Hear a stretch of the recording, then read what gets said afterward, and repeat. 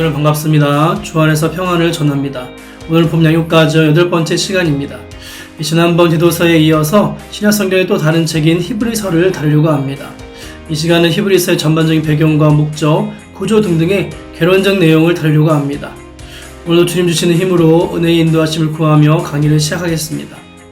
제가 항상 성경의 서신서를 대하며 그러했듯이 신약 성경의 모든 서신서들을 볼 때마다 1차적으로 각 서신서들의 배경을 이해하는 것이 중요합니다. 즉, 각 서신이 누구에 의해 어떤 수신자에게 어떤 상황에서 어떤 목적을 가지고 주어졌는지를 살펴보는 것이 그 서신을 잘 이해하기 위한 기본 작업이라고 할 수 있습니다. 제가 지난번까지 바울 서신으로 함께 해왔지만 오늘부터 보는 히브리서는 그 성격이 조금 다른 서신서라고 이야기를 먼저 해야 할 것 같습니다. 그리고 다른 것의 가장 큰 이유는 히브리서를 쓴 저자 이슈 때문입니다. 히브리서 말씀을 보시면 본 서신의 저자에 대해 구체적인 언급이 없습니다. 성경학자들은 히브리서의 저자를 바울, 바나바, 아볼로, 브리스길라, 누가 등 학자에 따라 다양한 견해를 제공하지만 그 어떤 견해도 명백한 증거로 뒷받침되지 못하며 지금까지도 그 영역은 베일에 쌓여있는 부분입니다. 그래도 그 중에 가장 바울이 유력하다라고 말하지만 고대 어떤 사본에도 그런 표제가 나타나지 않는다는 점, 또한 이전의 바울 서신과 좀 다른 문체, 신학적인 논증, 자료를 제시하는 방법이 바울의 스타일과 다르기에 바울이 아닌 또 다른 초대교회 그리스도인이 쓴 글이 아닌가 하는 의구심을 가지게 하는 것이 사실입니다. 그래서 이 세계의 동방교부 요리계는 히브리서의 저자에 대해서는 하나님만이 아신다라고까지 이야기했었습니다. 그리고 이거를 받는 수신자 역시 명확하지 않습니다. 광범위한 구약의 인용과 논지 전개 방식을 볼 때 본 서신이 유대인 성도들을 대상으로 하고 있는 것은 분명하지만 구체적으로 팔레스타인 거주 유대인들인지 로마시 혹은 제3의 지역에 거주하고 있는 디아스포라 유대인인지 결론을 내릴 수 없습니다. 다음으로 이 서신이 언제 쓰여졌는가 하는 저작 연대인데 히브리서의 저작 연대에 대해서 확실하게 말할 수 없지만 히브리서 10장 32절 34절을 보시면 전날에 너희가 빛을 받은 후에 고난의 큰 싸움을 견뎌낸 것을 생각하라. 혹은 비방과 환난으로서 사람에게 구경거리가 되고 혹은 이런 형편에 있는 자들과 사귀는 자가 되었으니 너희가 갇힌 자를 동정하고 너희 소유를 빼앗는 것도 기쁘게 당한 것은 더 낫고 영구한 소유가 있는 줄 알미라. 여기서 고난, 갇힌이라는 단어를 볼 때 가장 유력한 것은 기독교 박해가 극심했던 네로 시대 박해를 가리키는 것의 해석이 자연스러워 보입니다. 어떤 이들은 이 서신에 대해서 성전에 대한 언급이 나타나지 않기 때문에 주 70년 이후에 예루살렘 성전이 로마의 군대에 의해 파괴된 후에 쓰여졌음을 주장하는 사람들도 있습니다. 그러나 나중에 밝혀진 내용에 보면은 후자, 성전이 무너지고 쓰였다는 논증은 설득력이 없다라고 판단되고 있어서 따라서 히브리서가 1세기 후반부에 특히 주 65년에서 70년에 초반에 쓰였다라고 보는 것이 가장 일반적입니다. 그런데 앞선 이 서신서를 쓴 이와 받는 이, 더불어 저작 연대가 불명확한 것에 반해 이 히브리서의 내용은 매우 명료하고 분명합니다. 간단히 정리하면 수신자들이 구체적으로 어느 지역의 유대인들인지는 알 수 없지만 광범위한 구약 인용과 논지 전개를 고려할 때 유대인들인 것만은 틀림없고 본 서신의 기록 목적은 서신의 말미에 밝히고 있는 대로 성도들을 권면하기 위한 것이기 때문에 이를 더해보면 본 서신의 목적은 히브리 성도들, 유대인 성도들의 신앙의 권면을 위해 쓰여진 것으로 볼 수 있습니다. 그리고 히브리서의 또 다른 특징은 구약의 언급이 많다는 것인데 이것도 이 서신이 히브리 성도들 즉 유대인들을 위해 쓰였다는 또 다른 증거가 됩니다. 이 부분에 대해서는 차차 뒤에 더 나누도록 하고 이제 이 책의 기록 목적을 좀 더 자세히 살펴보면 앞서 말한 유대인들을 권면하기 위해서인데 그들이 처한 상황을 볼 때에 당시 다수의 히브리 성도들은 핍박과 신앙적 혼란 등으로 인하여서 당시 유대교로 되돌아가려는 유혹에 직면해 있었습니다. 제가 재작년 새벽기도 때 히브리서를 통독하며 잠깐 설명드렸듯이 당시 히브리 성도들은 이미 한 차례 큰 핍박과 환난을 경험한 바 있었습니다. 이러한 핍박과 환난은 동족으로부터 가해지는 가해와 로마 정부로부터 가해지는 박해를 모두 포함한 것이었습니다. 특히 그리스도교로 개종한 유대인들은 과격한 유대주의자들로부터 끊임없는 선동과 위협을 받았습니다. 또한 정치적으로 유대교가 로마 정부로부터 집회와 활동이 허가된 종교였기 때문에 이러한 것이 더했습니다. 하지만 그리스도교는 그렇지 못했습니다. 다시 말하면 유대교는 나라에서 허용된 종교요, 그리스도교는 당시 사회에서 불법 종교였던 겁니다. 역사적 사실 아시다시피 AD 64년에 로마 황제 네로는 로마 대화재의 책임을 그리스도인들에게 덮어씌워서 기독교 대박해를 감행했습니다. 이러한 박해 속에서 교회 성도들은 그 잔혹상에 대한 기억이 뇌리에 생생히 남아 있었고, 또한 그와 같은 박해가 언제나 또다시 불어닥칠지 모르는 불안한 상황이 있었습니다. 이런 상황에 합법적으로 대우받는 유대교를 바라보면서 유대 출신 기독교인들은 다시 유대교로 되돌아가려는 합법의 울타리 속에 거하려는 안주하고 싶은 유혹이 적지 않았을 겁니다. 그리고 핍박 때문에 유대교로 되돌아가고 싶은 유혹은 내적인 신앙 혼란으로 인해 더욱더 부채질되었는데, 교회 상황을 보면 복음이 이방인들에게로 전파된 지 수십 년이 흐르면서 교회에 유입된 이방인 출신 성도들의 수는 엄청나게 증대되었습니다. 물론 아직도 여전히 유대인 출신 성도가 교회 다수를 차지하고 있긴 했지만, 이방인 출신 성도들의 유입으로 인해 유대인 출신 성도들은 문화적, 종교적으로 적지 않은 혼란을 겪을 수밖에 없었습니다.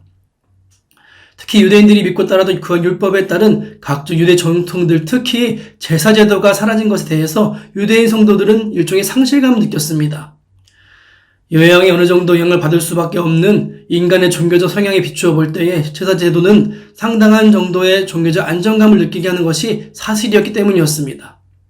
그리고 단기간도 아닌 거의 수백 년 동안 자리매김했던 전통이었기 때문에 더욱더 그러했습니다. 이렇게 히브리 성도들은 핍박에 대한 두려움, 옛것을 상실한 그런 상실감으로 심히 흔들리고 있었습니다. 그러나 이러한 유대교의 회귀는 그리스도께 대한 신앙을 부인하는 것이었기 때문에 이처럼 옛 종교로 되돌아가고 싶은 유혹에 직면한 히브리 성도들의 신앙적인 권면을 하기 위해서 히브리서 기자는 이 서신을 기록한 것으로 보입니다. 그렇다면 히브리인들이 유대교로 돌아가면 그들에게 있어 가장 타격을 받게 되는 것이 있는데, 그것은 바로 예수 그리스도와 그분이 말씀하신 복음이었습니다. 구약의 제사율법에 다시 매이게 되기에 이전까지의 중심이 되었던 예수 그리스도의 십자가의 죽음과 부활이 의미가 없어지는 겁니다. 그래서 히브리서의 내용은 그리스도의 우월성을 논증하는 방법을 택합니다. 즉, 예수 그리스도가 어떤 분이신지를, 그가 어떠한 일을 하셨는가에 대해서 강조하며 이야기하고 있는 겁니다. 뒤에 보겠지만 히브리서 기자는 헬라어로 더 나은, 우월한의 의미를 가지는 헬라 용어를 15차례나 반복하여 사용하고 있습니다. 우리 단어들이 나타내주는 것은 오직 한 분 예수 그리스도뿐입니다. 이러한 용어들의 사용 및 구약의 광범위한 인용을 통하여 히브리서 기자는 예수 그리스도께서 구약의 천사나 모세나 레위 계통의 제사장들보다 비교할 수 없이 우월하신 분이심을 논증하고 있습니다. 그리고 그분의 속죄 사역은 불완전한 구약의 제사에 비해 영원하고도 완전한 것임을 논증하고 있습니다.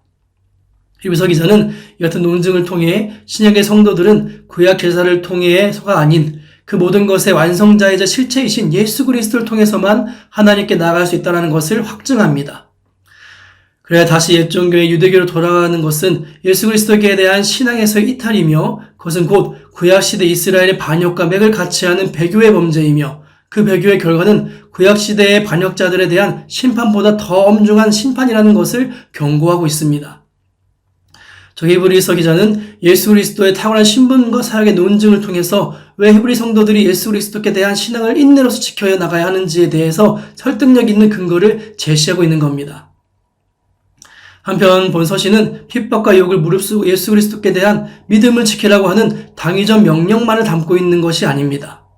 여기서는 하나님의 아들과 구원자 그리고 대제사장으로서의 예수 그리스도의 우월성을 강조하는 히브리서 기자의 또 다른 목적이 있는데, 그것은 그분이 우리의 신앙의 대상일 뿐 아니라 우리의 신앙을 도우실 수 있는 분이라는 것을 제시하고 있습니다. 그 예수님이 우리와 가까이 계시다라는 겁니다. 그리고 예수 그리스도의 신성과 인성 모두를 강조하는 것에서 그것이 도드라집니다. 그리스도는 완전하고도 영원한 속죄 사역을 이루셨으며, 또한 그분은 완전한 인간으로 우리와 동일한 시험을 받으셨으나 죄는 없으신 분으로서 완전한 신성과 완전한 인성의 모습을 갖추신 분으로 말씀은 이야기합니다. 그리고 그분이 교회와 성도로 하여금 그들의 연약함을 도우시는 분이시며, 그분은 우리로 하여금 하나님께 나아갈 수 있게 하실 뿐 아니라 우리의 약한 신앙의 힘을 북돋우시는 온전한 중보자이심을 이 히브리서는 강조하며 이야기하고 있습니다. 그래서 이제 히브리서의 메시지를 정리해보면 PPT에 나오는 것처럼 가장 먼저는 구약이 신약에 성취되었음을 보여주고 있습니다. 이는 유대교로 돌아가려는 유대인 그리스도인들에게 전달하기 위한 중요한 메시지를 던지고 있는 것이고, 이에 대한 증거로 구약에서 그리스도가 어떻게 예표되었는지를 보여주고 있습니다. 여기에서 수많은 구약의 증거들을 제시합니다. 그리고 이제는 현재로 거슬러 올라와서 신약시대가 하나님의 계획 가운데 마지막 시대임을 명백히 증거하고 있습니다. 히브리서 1장 2절에 보시면 이 모든 날 마지막에는 아들을 통하여 우리에게 말씀하셨으니 이 아들을 만유의 상속자로 세우시고 또 그로 말미암아 모든 세계를 지으셨느니라. 여기서 마지막 날 예수 그리스도를 통해 이루어진 성취를 강조하는 것에서 이것이 드러납니다. 그러면서 유대인들에게 말하기를 유대의 희생제도가 그리스도의 단번에 드린 제사로 성취되었으므로 더 이상 지킬 필요가 없음을 알려주며 히브리서 11장의 믿음장을 통해 구약 성도들도 신약 성도와 같은 방법인 믿음으로 구원받았음을 증거하면서 또한 마찬가지로 하늘의 성을, 하늘나라를 바라보았음을 보여줍니다. 이로써 예수님 안에서 신약 계시의 빛을 받았음에도 불구하고 구약의 의식으로 돌아가는 것은 위험하다라는 것을 알려주는 내용의 흐름으로 나아가고 있는 겁니다. 이제 히브리서의 구조를 한번 살펴보면 본서신을 내용에 따라 구분하면 1장 처음부터 10장 18절까지 전반부와 10장 19절부터 13장 마지막까지 후반부로 양분할 수 있습니다. 이중 전반부가 구약과 신약을 연결 완성시킨 예수님의 각종 구약적 요소들에 대한 우월성을 제시하고 있다면 후반부는 인내하는 믿음과 그에 합당한 생활에 대한 권면을 다루고 있습니다. 먼저 본서신의 전반부는 다시 예수의 신분과 구원자로서의 요월성에 대하여 다루는 1장부터 7장 28절까지의 앞부분과 예수님의 대제사장으로서의 지위와 사역의 우월성에 대하여 다루는 8장부터 10장 18절까지의 내용으로 구분할 수 있습니다. 이런 맥락의 앞의 내용을 좀 더 자세히 살펴보면 본서신의 서두 부분에서는 구약에 이은 신약 계시의 전달자이신 예수 그리스도의 실체를 요약 제시하고 있습니다. 즉 인간을 향한 하나님의 계시의 말씀은 구약시대 선지자들을 통해 지속적으로 주어졌으나 마지막 때 그리스도를 통하여 최종적으로 완성되었다는 것과 인간에게 하나님의 계시를 최종적으로 전하는 그리스도는 다름 아닌 하나님의 아들로서 하나님의 본체 형상이시며 하나님 보좌 우편에 앉아 계신 분이라는 것을 밝히고 있습니다. 그리고 이러한 서두에 이어 7장 28절까지는 예수님의 신분과 구원자로서의 우월성을 여러 각도에서 제시하고 있는데 먼저는 예수님께서 천사들보다 뛰어나심을 또한 하나님의 아들이심을 더불어 증거하며 예수께서 모세보다 아론 계통의 제사장들보다 뛰어나신 구원자임을 제시하고 있습니다.